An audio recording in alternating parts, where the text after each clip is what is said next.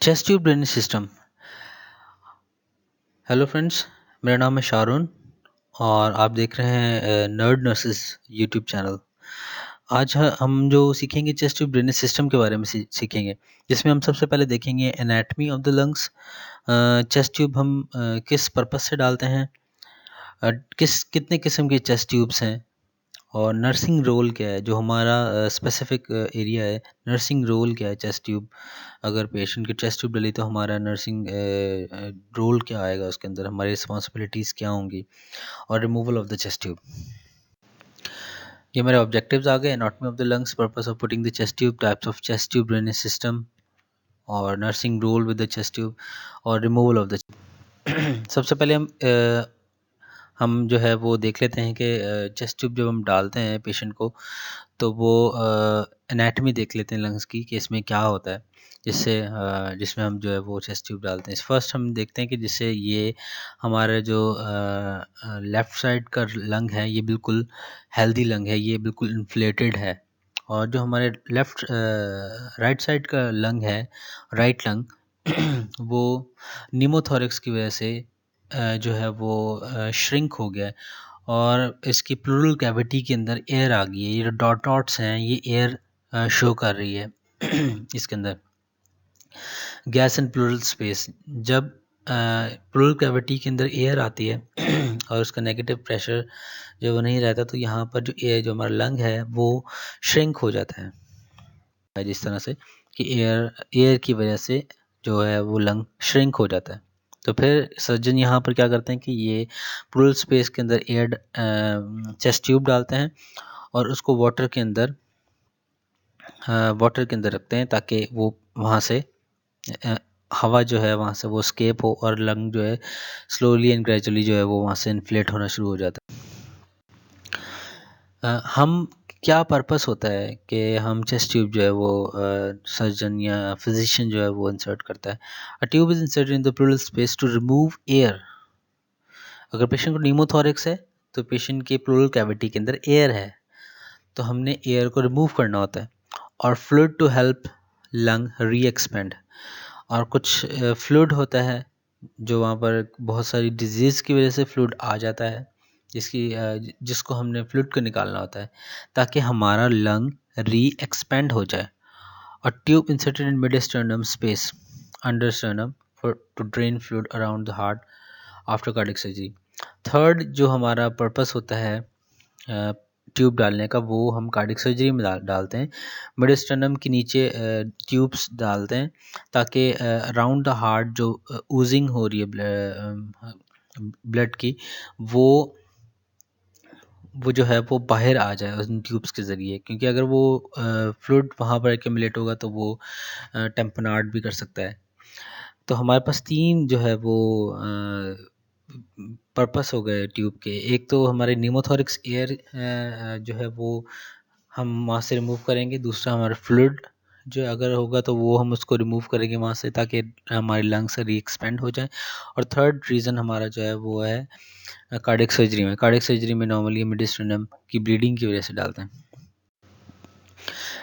Types of chest tube drainage system.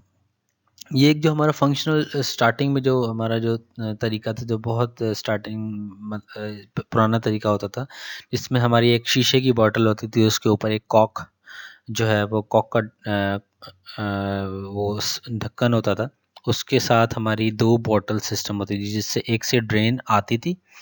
हमारी हमने water का लेवल बनाया हुआ होता था 2 सेंटीमीटर का, और उसके साथ जो है यहाँ से हमारे नेगेटिव सक्शन में लगा होता था।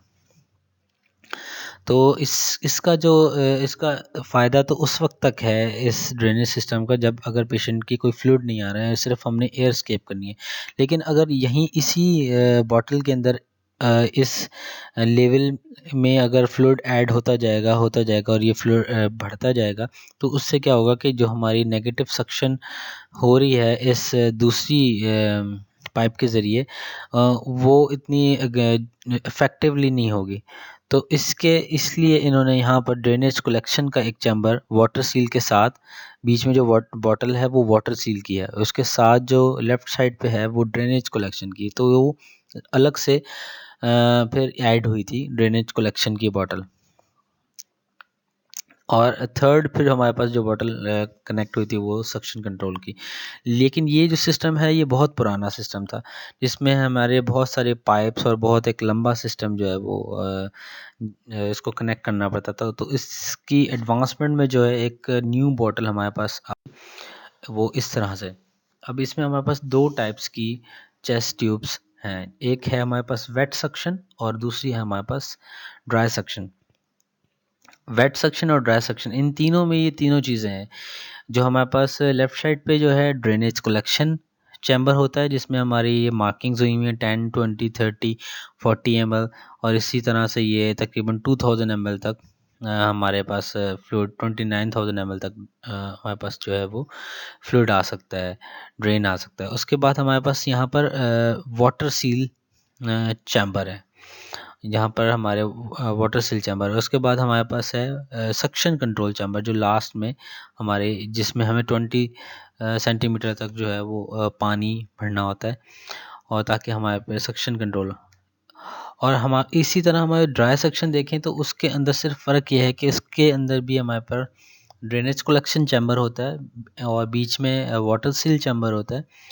और थर्ड, हमारे पास वाटर सील चैम्बर के बाद हमारे पास जो है सक्शन कंट्रोल चैम्बर नहीं होता, और उसकी जगह हमारे पास यहाँ पर ड्राई सक्शन है, जो कि उसमें एक रेगुलेटर लगा हुआ है।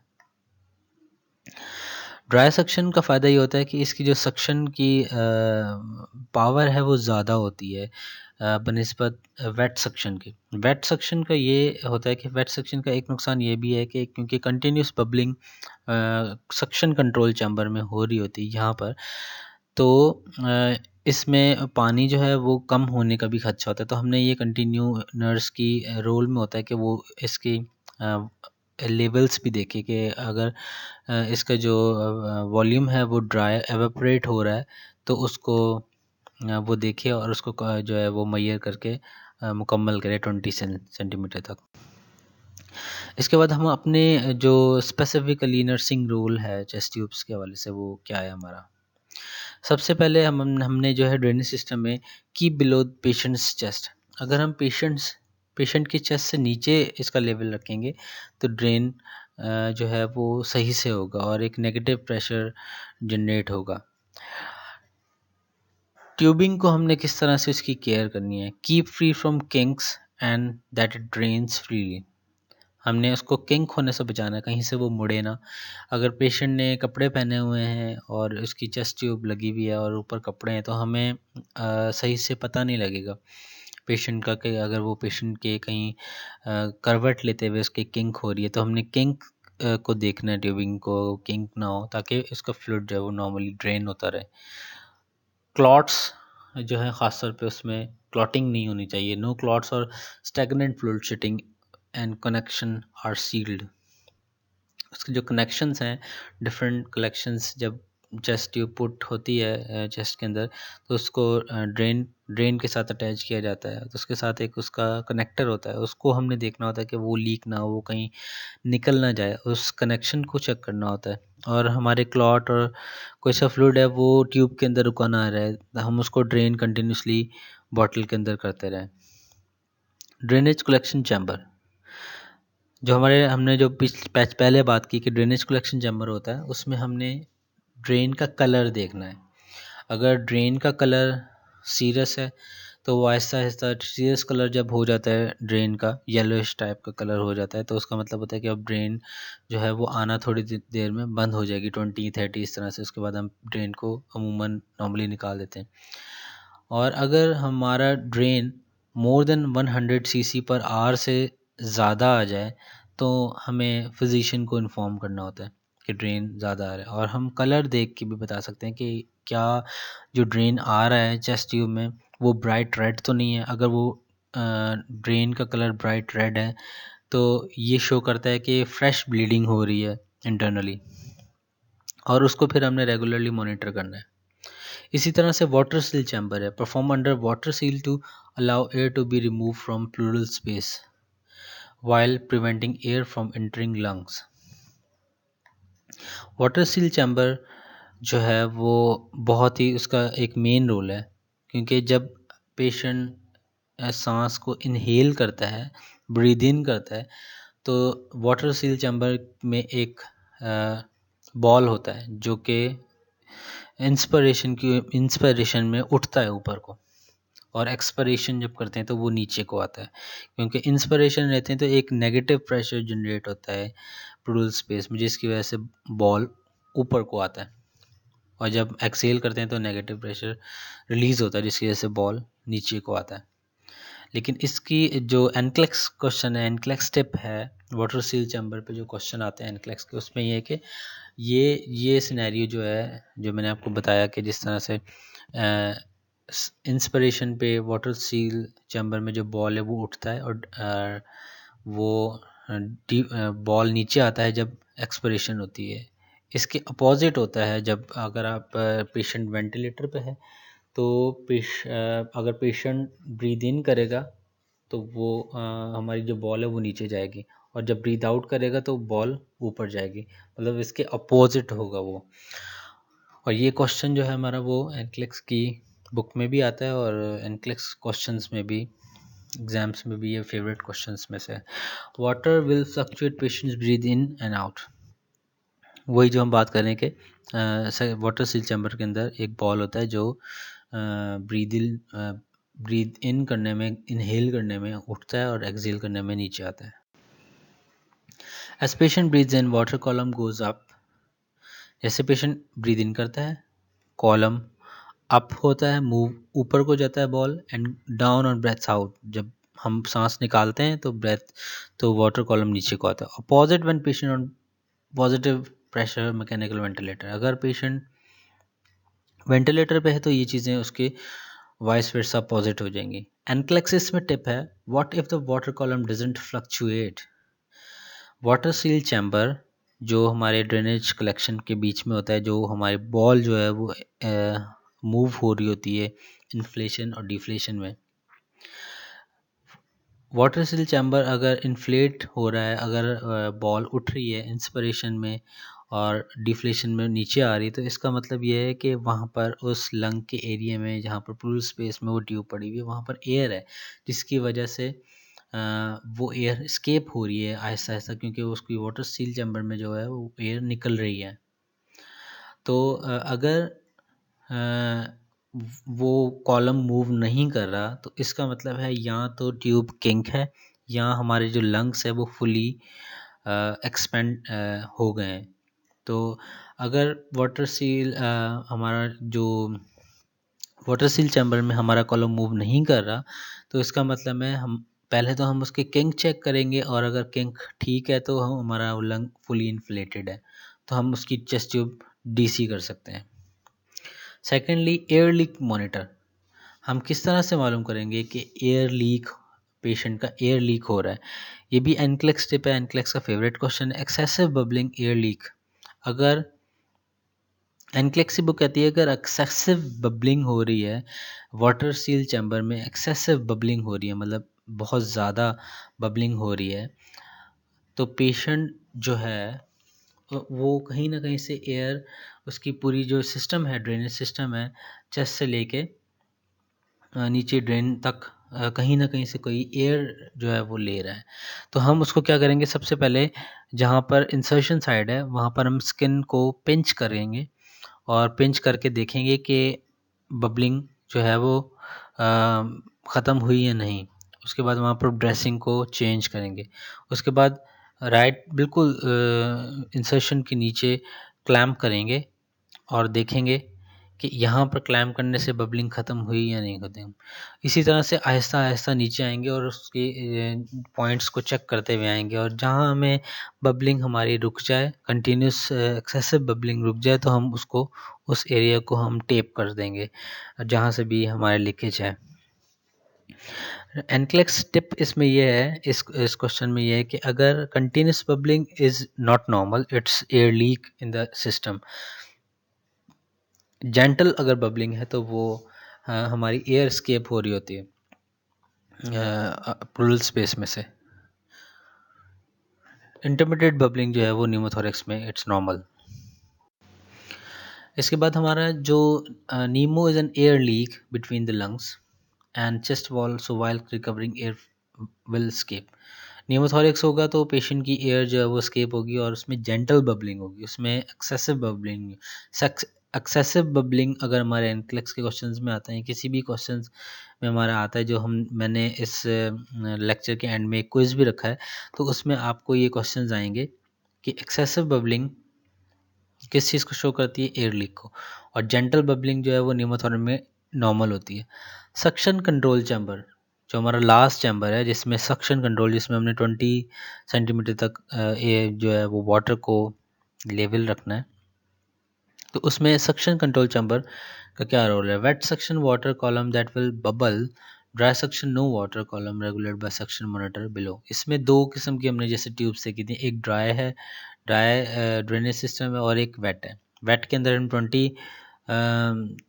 20 सेंटीमीटर तक जो उसकी 20 cc तक जो इसके हम ये वाटर का एक लेवल है जो जिसमें टिक मार्क किया होता है, हमने वहाँ तक वाटर को डालना है, और उसमें जो है वो उसमें जो बबलिंग होती है वो नॉर्मल होती है, क्योंकि वो सक्शन स्टार्ट होती है तो वहाँ पर बबलिंग होती है, इट्स नॉर्मल। और ड्राई में तो कोई बबलिंग नहीं होती।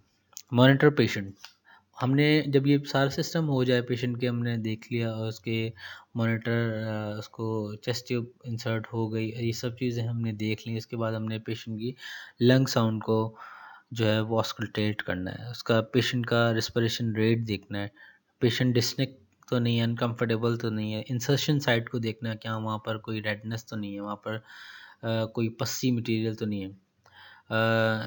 सबक्यू क्रेपिटस देखने हैं। क्रेपिटस हम क्यों देखेंगे, पेशेंट अगर CO2 रिटेन अंदर प्लूरल कैविटी में करेगा तो हमें पेशेंट के स्किन के ऊपर, चेस्ट के ऊपर हम जब उसको पल्पेट करेंगे तो हमें जो है वो फील होगा। अगर पेशेंट क्रैकिंग सेंसेशन होगी पल्पेशन पे हमें, तो वो हमें एम्फाइसीमा, सर्जिकल एम्फाइसीमा जो है वो पेशेंट्स को हो जाता है, कि जिसमें वो CO2 जो है वो अंदर स्केप हो रही होती है प्लूरल कैविटी में।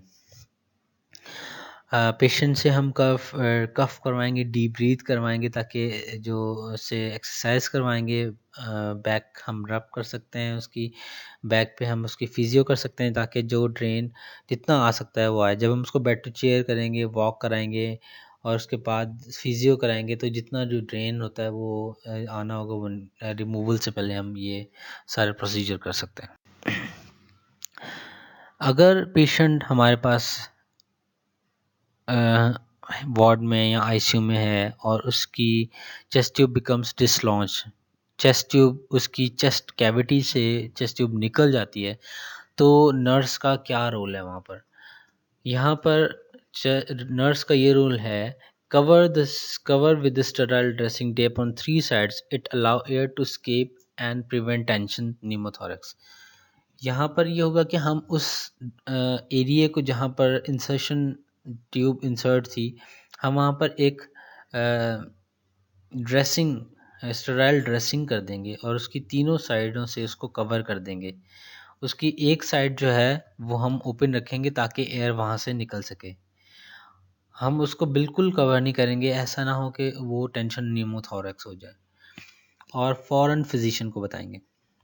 अगर हमारा सिस्टम ब्रेक हो जाए, हमारे जो कलेक्शन चैम्बर है और वाटर सी चैम्बर जो हमारी नीचे सिस्टम है वो अगर टूट जाए, तो हमने फिर क्या करना है, क्योंकि हमारे ऊपर तो हमने ये देखा कि हमारी चेस्ट ट्यूब भी चेस्ट कैविटी से निकल के बाहर आ गई है, तो हमने वहाँ पर ड्रेसिंग करनी है, तीनों साइड से हमने ड्रेसिंग करनी है, एक साइड हमने छोड़ देनी है ताकि एयर अंदर से प्लूरल कैविटी से बाहर निकल सके, और इमीडिएटली फिजिशियन को बताना है। अगर सिस्टम ब्रेक हो जाता है तो हम क्या करेंगे, स्टेराइल वाटर लेंगे जो कि स्टेराइल बॉटल के अंदर होगा, उसके अंदर 1 इंच तक हम वो चेस्ट ट्यूब की बॉटल, चेस्ट ट्यूब को हम इंसर्ट कर देंगे, ताकि वहाँ से इस एयर स्केप हो जाए और एयर एक्सटर्नल एयर जो है वो प्लूरल कैविटी के अंदर ना जाए, जिससे मज़ीद जो है वो पेशेंट की कंडीशन ख़राब हो सकती है। तो हमने क्या करना है, अगर पेशेंट की चेस्ट ट्यूब जो है वो ब्रेक हो जाता है, सिस्टम ब्रेक हो जाता है, तो उसके अंदर फिर नेगेटिव एयर नहीं होगी, तो हम क्या करेंगे कि एक स्टेराइल वाटर लेंगे, उसके अंदर हम 1 इंच तक चेस्ट ट्यूब को डिप कर देंगे। मिल्किंग और स्ट्रिपिंग ट्यूब, कार्डियक सर्जरी में ये नॉर्मल है कि जब पेशेंट के ड्रेन आ रहा होता है तो हम उसको मिल्किंग करते हैं, स्ट्रिपिंग करते हैं, लेकिन एज़ पर बुक्स जो है not recommended any more, increase pressure always, क्योंकि ये नेगेटिव प्रेशर जनरेट करता है अंदर। क्लैंपिंग के बारे में, अगर पेशेंट को हम मूव करते हैं, एक बेड से दूसरी वार्ड में लेके जा रहे हैं और उस पेशेंट को चेस्ट ट्यूब भी लगी हुई है, तो क्या हम पेशेंट की ट्यूब को क्लैम्प कर सकते हैं? फॉलो हॉस्पिटल, हर हॉस्पिटल की पॉलिसी अलग है। अगर हमें फिजिशियन कहता है और अगर हमें सर्जन उसका कहता है कि आप इसको क्लैम्प करो, तो हम क्लैम्प कर सकते हैं। लेकिन इसमें हाई रिस्क होता है न्यूमोथोरैक्स का, क्योंकि पेशेंट की आप ड्रेन जब क्लैम्प करते हैं तो कंटिन्यूसली हमारे जो एयर है वो स्केप हो रही होती है वाटर सील चैम्बर से। जब हम इसको क्लैम्प कर देते हैं तो एयर नहीं निकलती, तो टेंशन न्यूमोथोरैक्स होने का खतरा होता है। तो हमने ये देखना है कि पेशेंट की जब भी हम मूव करें, हम उसकी चेस्ट ट्यूब को क्लैम्प नहीं करें। लेकिन हमने अपने हॉस्पिटल की पॉलिसी करनी है कि हमें हॉस्पिटल क्या कहता है। अगर पेशेंट की हमने चेस्ट ट्यूब को रिमूव करना है तो हमने क्या करना चाहिए? हमें सबसे पहले स्टेराइल ग्लव्स, हमें गैदर्स, जितनी भी सप्लाईज हैं वो लेनी चाहिए। पेशेंट को सबसे पहले हमें प्रोसीजर के बारे में बताना है कि हम उसकी चेस्ट ट्यूब रिमूव करने जा रहे हैं, और उसके बाद हमने कर्टन, अपने प्राइवेसी मेंटेन करनी है पेशेंट की, स्टेराइल ग्लव्स यूज़ करने, dressing supplies, occlusive petroleum based dressings लेनी है, मास्क लेना है, ग्लव्स लेना है, गॉगल्स लेना है, सुचर रिमूवल किट लेना है, अगर हमें ज़रूरत पड़ती है सुचर्स की तो हमने वो करेंगे।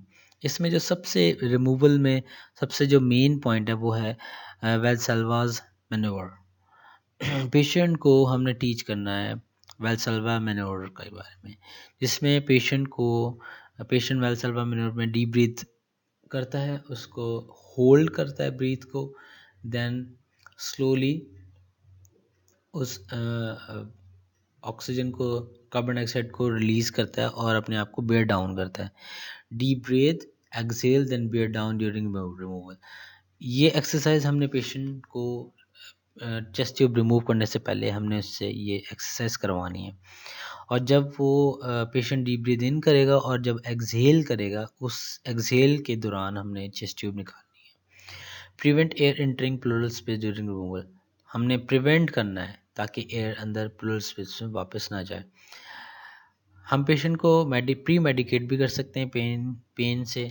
अगर हमें सर्जन और फिजिशियन ऑर्डर करता है तो हम उसको पेन फ्री भी कर सकते हैं।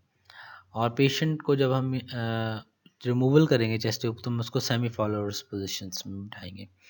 Monitor respiration status, lung sound, drainage, chest rising और dyspnoea. After chest tube removal हम पेशेंट की रेस्पिरेटरी स्टेटस देखेंगे, उसका लंग साउंड को सुनेंगे, ड्रेनेज देखेंगे क्या वहाँ से कोई ड्रेनेज तो नहीं आ रही, और चेस्ट ट्यूब राइजिंग जो है वो इक्वली है या नहीं है, पेशेंट डिस्निक तो नहीं हो रहा, ये सारे साइन देखेंगे।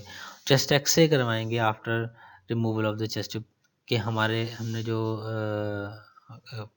पेशेंट जिससे कॉलम मूव नहीं करता तो हम ये समझते हैं कि, और पेशेंट की किंक नहीं है तो हम समझेंगे कि पेशेंट का जो लंग है फुली री एक्सपेंड हो गए, तो हम पेशेंट की रिमूवल कर देंगे। तो हम देखेंगे कि आफ्टर रिमूवल क्या पेशेंट की चेस्ट जो है वो वापस लंग जो है वो री एक्सपेंड हो गए।